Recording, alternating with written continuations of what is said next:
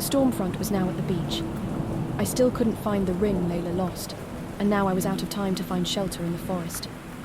A sudden gust of wind blew sand up into my eyes, and I tumbled backward.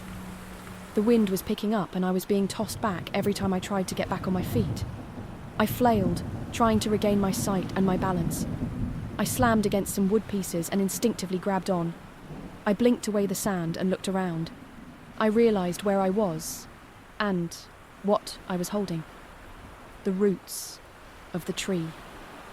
This was not where I wanted to be, but where to go. Run for the forest? My chances there would be better than the beach. A giant wave came crashing very close, splashing me with its briny water. I stood up to make a run for it, the wind threatening to knock me down again, but I never had the chance to even make it one step. Lightning hit the tree and splinters flew into the air, along with me. The rain and the sand hit me like needles. The waves were much more violent and crashing closer, but I was stunned and could not move. I should be dead. In my paralysis, I wondered why I wasn't. The wind had been knocked out of me and I struggled to drag any air in. The crashing waves were coming closer.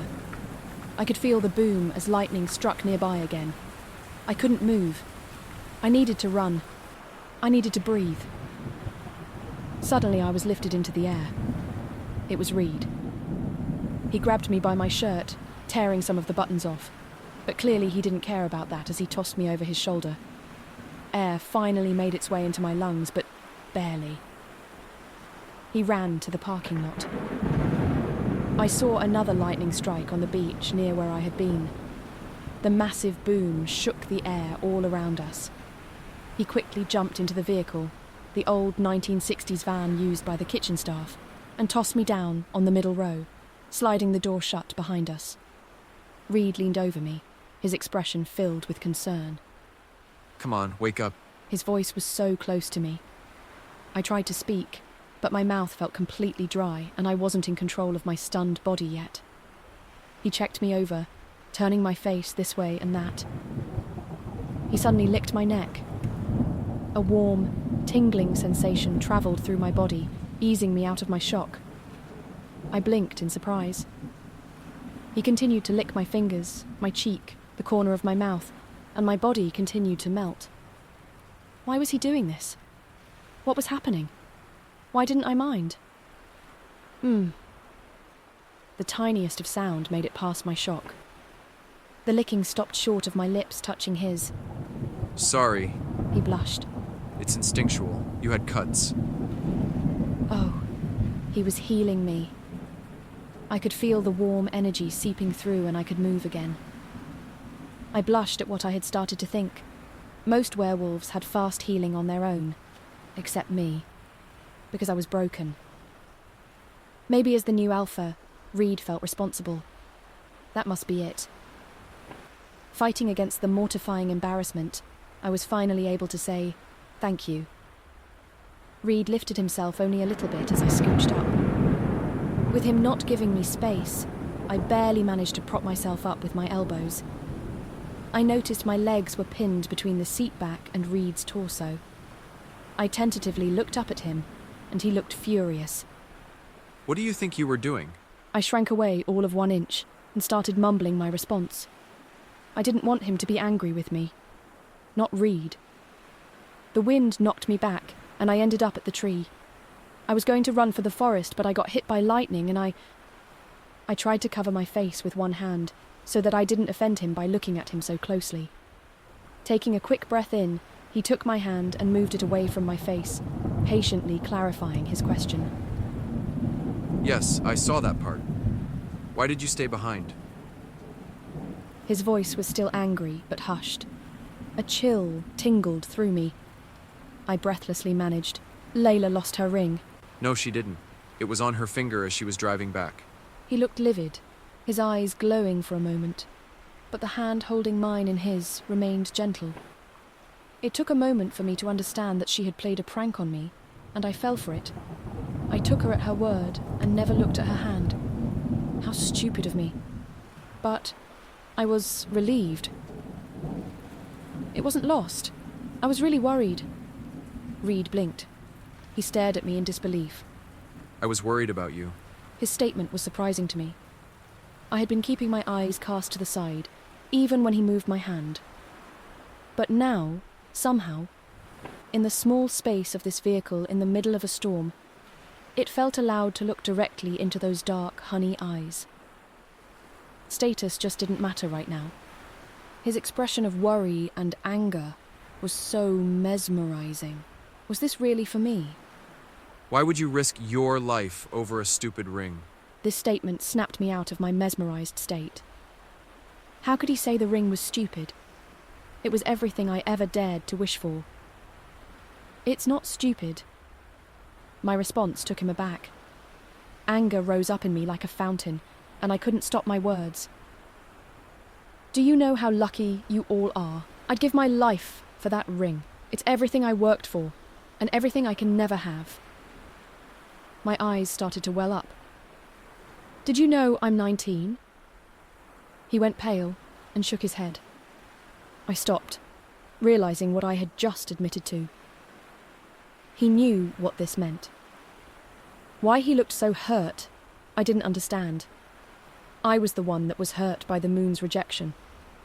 Ari. My heart squeezed. I was used to being addressed as creep or halfling, or the ever-trusty finger-point and you. But Reed spoke my name on his lips.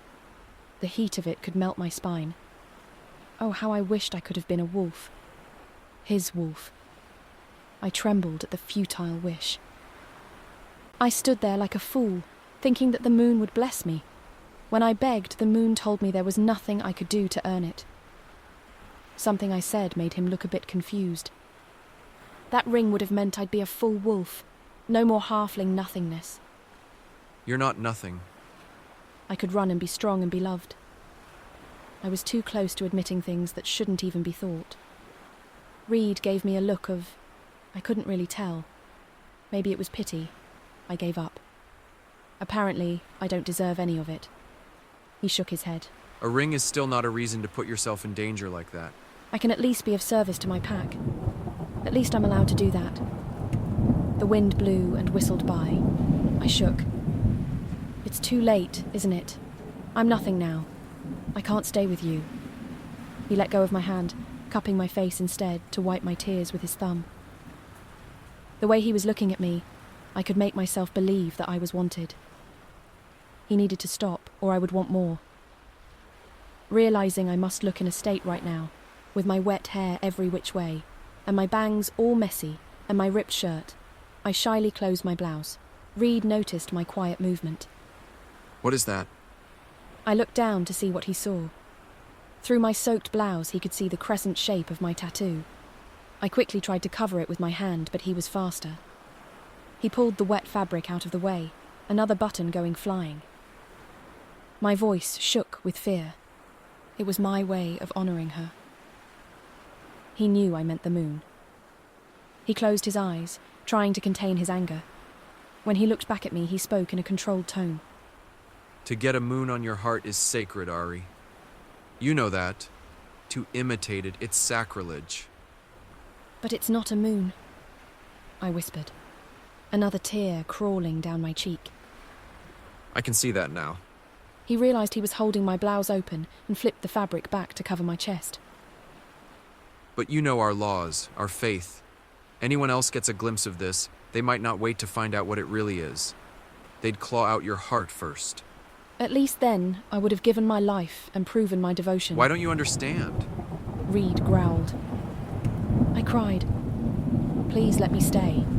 I promise no one is going to see this. It's too far down my chest. Are you saying that no one will want to rip your clothes off? This took me by surprise. No? He shook his head, smiling without humour. The wind was rocking the van hard, and we were brought back to the reality surrounding us. We needed to leave the beach, and soon. Lightning was flashing every few minutes. Even the van wasn't safe. Another wind gust punched the side of the van. Reed's arms wrapped around me instantly as the van rolled to its side, then all the way around back on its tyres. We found ourselves on the floor between the front seats and the middle row. Me, on top of Reed. We didn't move for a moment, looking around in disbelief that we were back to being right side up. The van rocked dangerously again. I scrambled up and jumped into the driver's seat. The keys were in the ignition.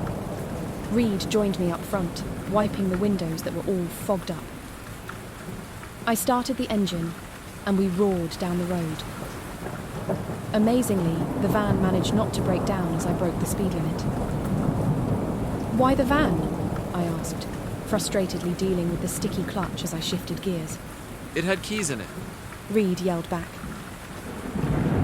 The manor looked like something from a horror movie with the crackling lightning as the backdrop to its towering dark silhouette. Punching it up to 5th gear, we made it back to the manor within 10 minutes. I parked the old van by the service entrance near the kitchen. Reed jumped out, and I tried to follow suit, but I couldn't open the door against the wind. Reed came around and opened it easily, picking me up out of the seat.